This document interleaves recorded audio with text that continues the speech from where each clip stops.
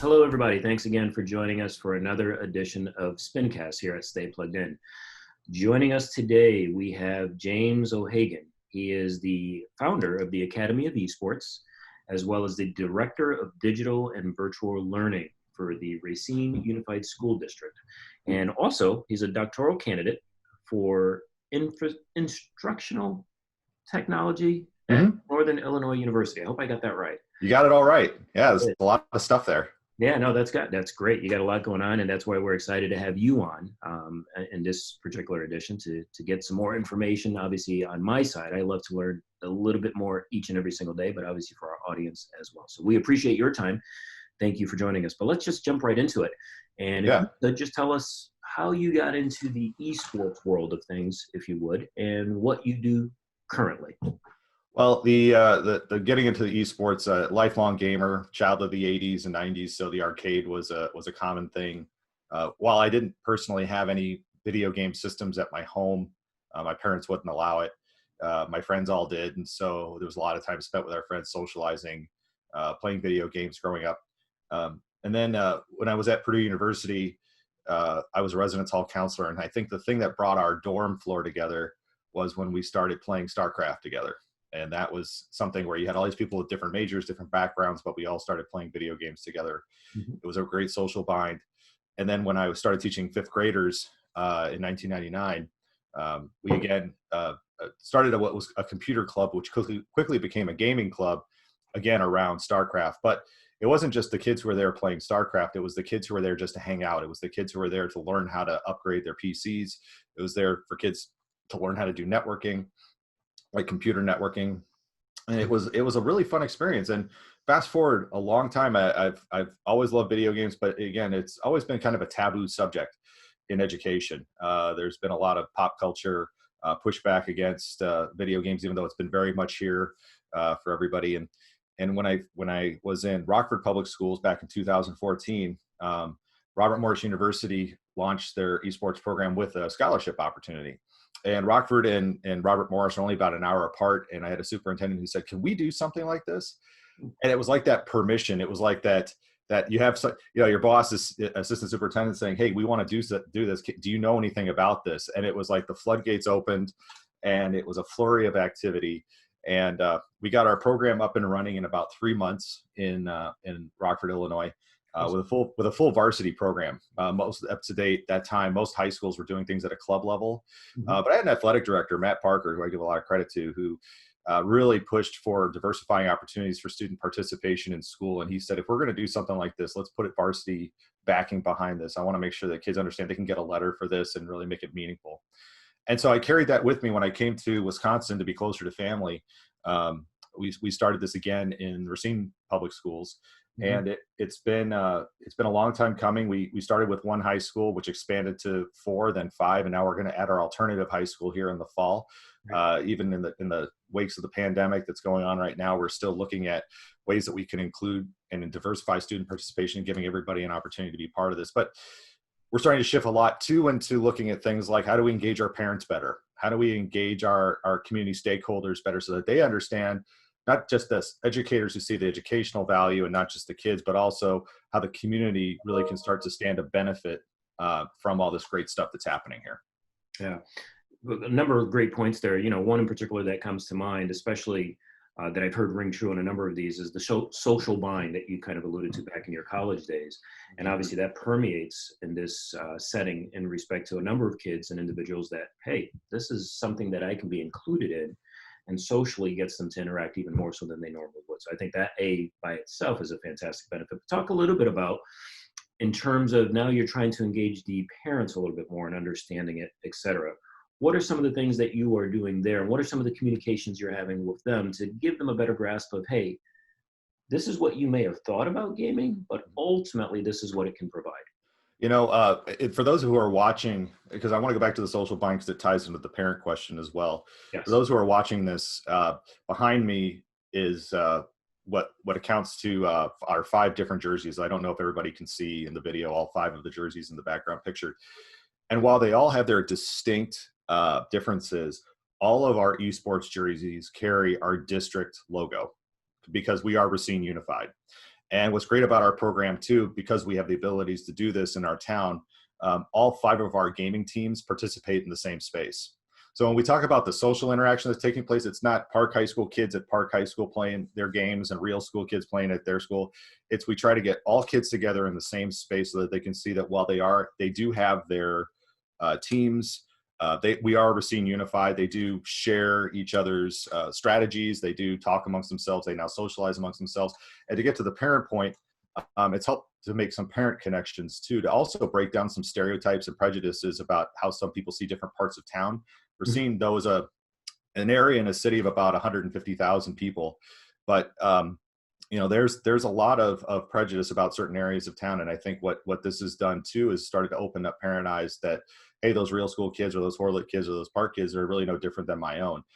They all love gaming. And if it's as matter of sharing a car ride or having a party, I think that it's been tremendous. Now, as far as formal education with parents, formal outreach, there's been open houses that we've done to allow parents to come in and see the gaming space for their kids to bring them in to see what it looks like. And our school board has been a tremendous supporter to recognize our kids and make them part of the award ceremonies that they give, the recognitions, because all of our high schools have been featured in our state tournaments and we've almost had some state champions. We've had a lot of running up, but it's been when the parents see that, especially when we're school board, they go, oh my gosh, this really, I mean, you're up there with the baseball team kids at the same night getting an award ceremony, getting an award. It means a lot to the parents as well too, to get that recognition and see like, this is something, oh my gosh, that I thought my kid was wasting time and they're really not.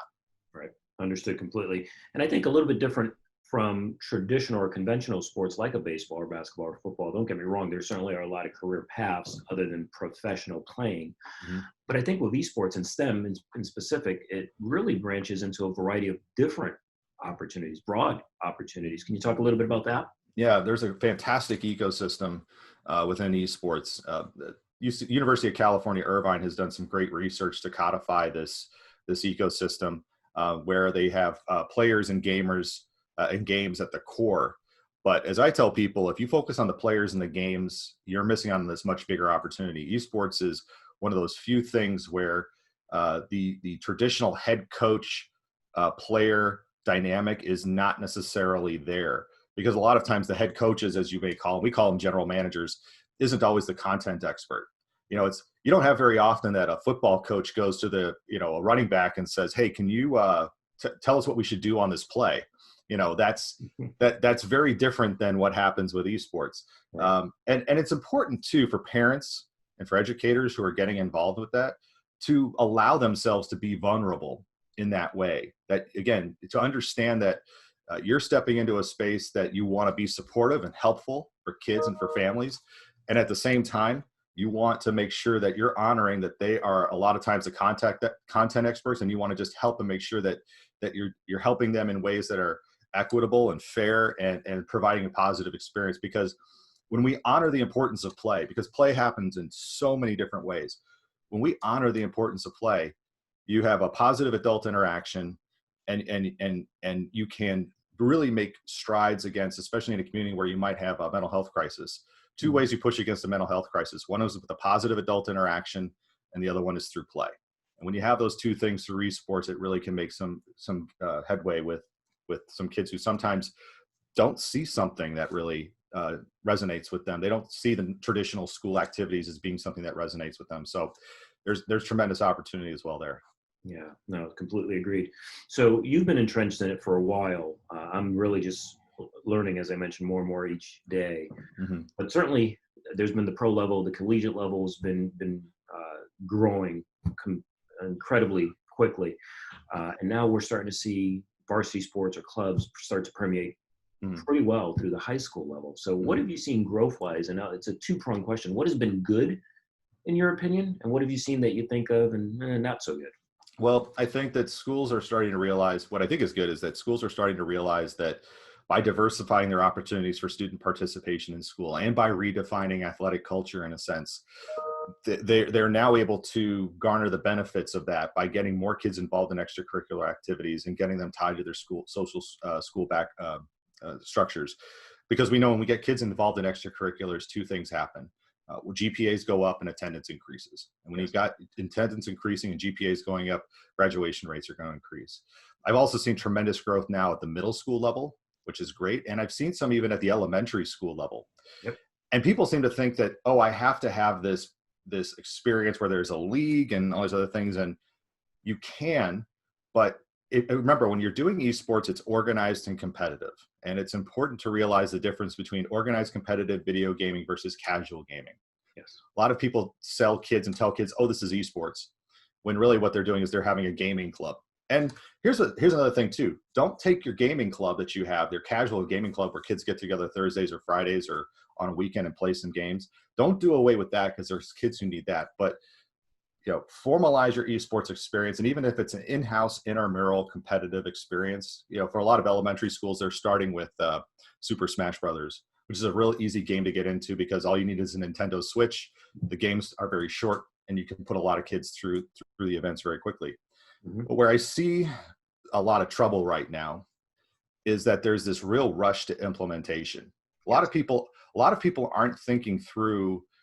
They're like, hey, I got a Switch and we started a club, we started a team and it's great and we're going to have jerseys. Okay.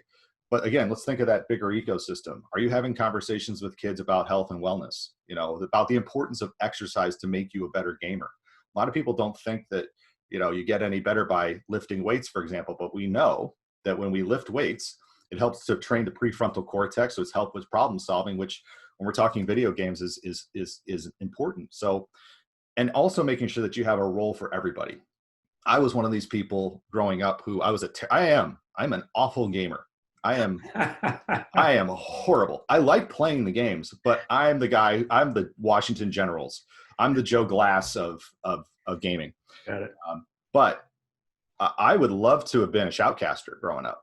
Yes. I would have loved to have done what I'm doing right now, talking to people, telling the story, explaining what's happening. To me, that's what I would have loved to have done.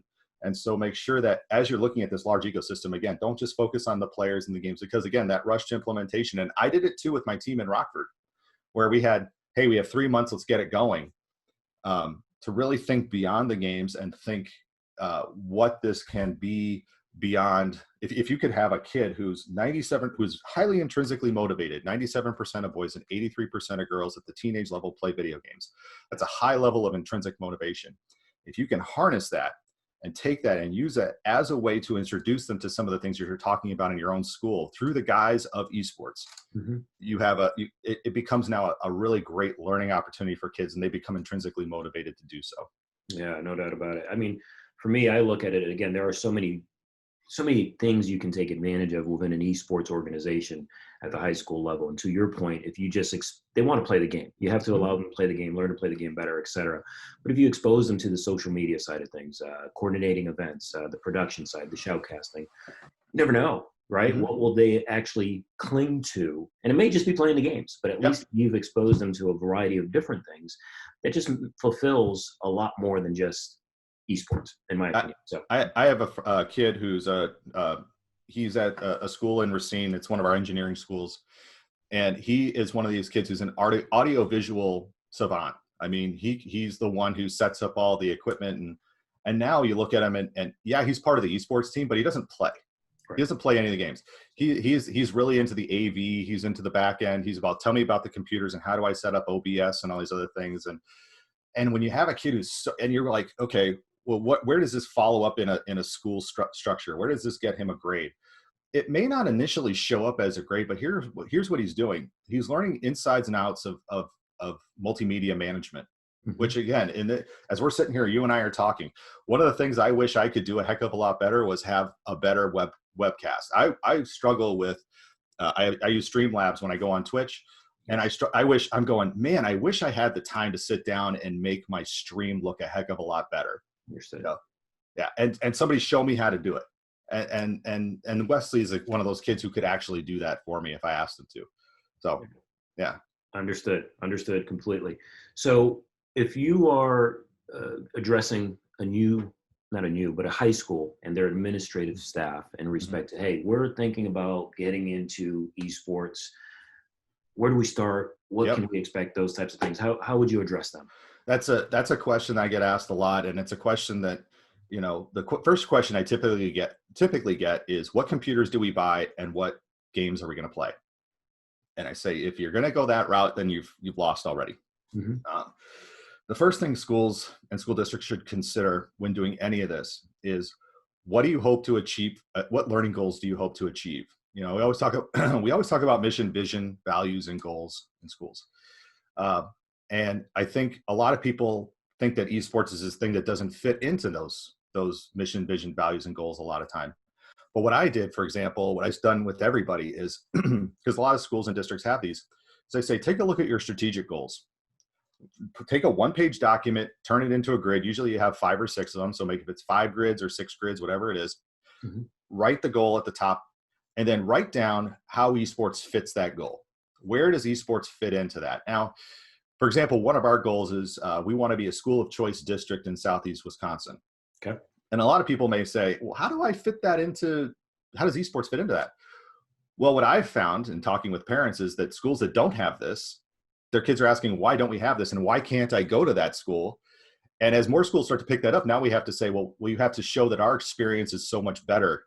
It almost becomes a little bit of competition, but I've shown how esports can make our school district be part of that, meet that goal of being a choice district in Southeast Wisconsin. So if you can't speak to all your strategic goals through esports, then you need to go back and do some research before you go to the next step of figuring out what games do we buy and what computers do we buy. And a great example of somebody who started off with a very traditional way of doing esports and had to shift very quickly was my friend Jay Collins at the Hathaway Brown School in Cleveland, Ohio. It's an all-girls school, and they started with League of Legends. And because that's what the girls told Jay, that's what they needed to do. And after playing League of Legends a bit, the girls said, we don't even like League of Legends. And Jay says, well, why did you choose that? And they said, because, well, that's what we thought esports is. And what Jay has done, and it's a tribute to a lot of the work I think a lot of educators are starting to figure out, is that the games and how you play will be laid out in your strategic goals. So, for example, Jay actually has gone ahead with teachers and educators in the Cleveland area, including libraries, and they formed their own league around a different way of doing games. So they've done a lot more STEM connection to the games. They've gone some more traditional games, and they changed the games up. They don't want kids just focusing on, say, Overwatch or League of Legends. They've chosen a variety of different games for kids to choose from, and kids come and go through the experience as well too. But it's still competitive and it's still organized. Got it. Yeah, fantastic. Talking about your district for a second, what do you see in terms of diversity?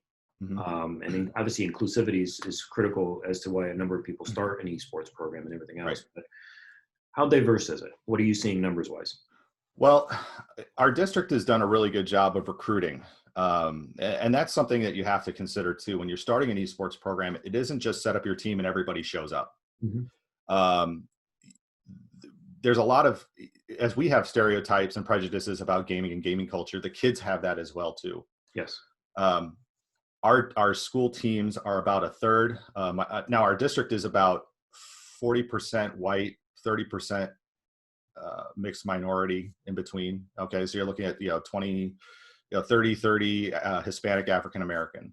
Mm-hmm. So we have a very diverse district. Mm-hmm. Do our demographics of our teams match that? It doesn't right now. Okay, and that's something that I use as my bellwether. If I can take my esports teams and it matches the demographics of our school district, that's when I know I've succeeded. Yep. We're about 10% female. Now, that when you're usually 50-50 male female, that's not very good. But when I look at other high school esports teams across Wisconsin, especially, mm-hmm. We're doing a heck of a lot better than most. But that's because, again, we are recruiting, and it has to be too that the kids need to see themselves in their coaches and their general managers. Yes. So we have female general managers and coaches as well too, and that helps, I think, to dispel some of the myths and notions about who this is for. So it's been, I have to say that we've done a really good job with recruiting with that, but we're not done. We're not done with that shift. And here's the thing too that's happened with COVID. And this is something that really gives me chills sometimes when I talk about it. It makes me angry when I talk about it is, again, our population of our students, very diverse, but also very high poverty district. Mm-hmm. And we have since gone into COVID, while esports seems to go on and people keep saying to me, oh, esports is thriving. The question I have then is follow up is, for whom is esports thriving right now? Because it's not thriving for the kids of mine who don't have a PC at home or a console at home or internet access reliable. Some of our kids only have, and so when you're thinking about your esports program, and we talk about equity of access, and my friend Ken Shelton and I sat down on my podcast and we talked about this last week. We have to think about equity, not equality. Okay, there's a difference. Equality is where everybody gets the same thing. But when I'm thinking about equity of access, if I want those kids who don't have internet access at home, who don't have a PC or console at home, I have to start considering, if I want to have an esports experience that is truly equitable, do I then start thinking about a gaming PC or gaming desktop for that kid who doesn't have one of those at home? Because we know the benefits of this are fantastic. Yes. Do I work with their family to help them sort out a Spectrum installation so they have a hardwired connection?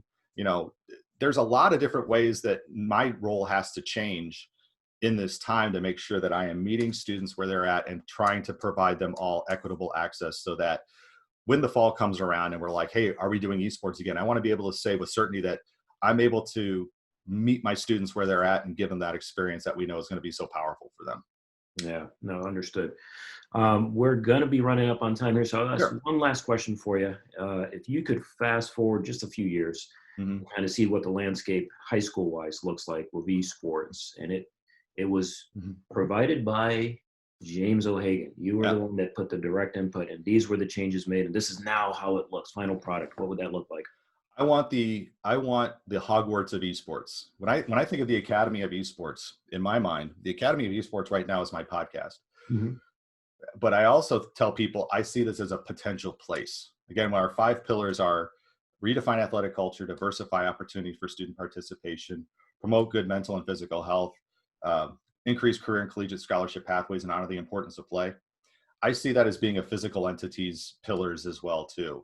Sure. And I tell people that the way I equate this is Hogwarts is a school of wizardry. You know, people don't think of, you know, when you say Hogwarts, they go, oh yeah, they go learn to be a wizard. But when you watch the Harry Potter movies, you also see that they do have courses in history that are steeped in wizardry, and they have games that are wizard based. We should have a high school, again, with the intrinsic motivations as high as they are. And whether we call it an Academy of Esports or we call it an Academy of Gaming, think of, again, that large ecosystem, the multimedia, the social media presence, the content creation that has to take place.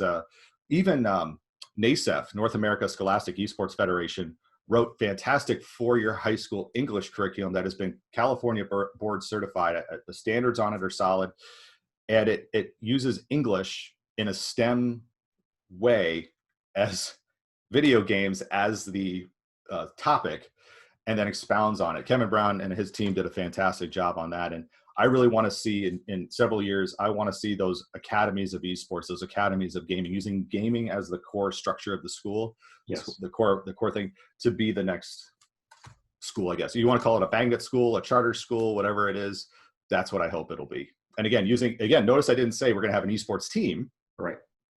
Because again, I'm using this as the vehicle to get us to so much more. Yeah, and that's, I think, the one thing that a number of people, especially at the younger age groups, really overlook is, again, there's so many different opportunities down this pathway. So yeah, and to follow up on that too, even talking to, we have a STEM school, elementary STEM school here in Racine.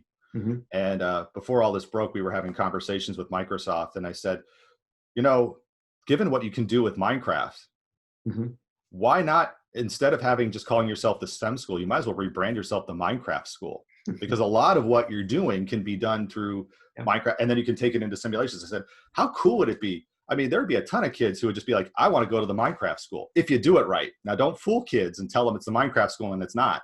Right. But think about it in those terms as well too. Yeah, no doubt about it. No doubt about it. So what's your game of choice that you're not very good at? Oh gosh. Well, right now I'm playing Final Fantasy VII, which I love and I'm actually pretty good at. Okay. If I could be good at Overwatch, I would. I love playing that game with my children. I have 3 kids. We'll go to a gaming lounge and we'll sit down and we'll play it, and they hunt me. I mean, it's like, or the worst is when we're all on the same team and they turn to me and they go, Dad, can you drop out because you're making us lose? And I'm like, all right. So Yeah, I wish I could be better at Overwatch. And I love watching kids play Overwatch. Our high school teams, that's our game in Yes. Racine is Overwatch, and I wish I was better at that Yeah, I have 3 kids of my own, and I get kicked out of the games too. Maybe one day you and I can form a team. one. What? So we can just get beaten by everybody? Exactly. Yeah. Sincerely appreciate your time. Great insight. Hopefully our audience is able to pick up, even if it's just one idea, and run with it. I think that's incredibly helpful. So we wish you all the best. Would love to have another conversation as we proceed, and hopefully we get a little bit back more to normal, maybe in the fall or something like that. But wish you the best, and thank you so very much for coming on. Stay plugged in our Spincast. We appreciate it. Thanks, Rick. Yep.